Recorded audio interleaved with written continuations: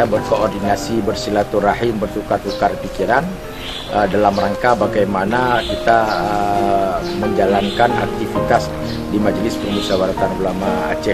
Dengan koordinasi ini, silaturahim ini, insya-Allah kita banyak sekali mendapatkan masukan-masukan dan pemikiran-pemikiran daripada alim ulama kita agar tetap konsisten, istiqamah dalam kita menjaga ahli sunnah wal jamaah yang ada di Aceh.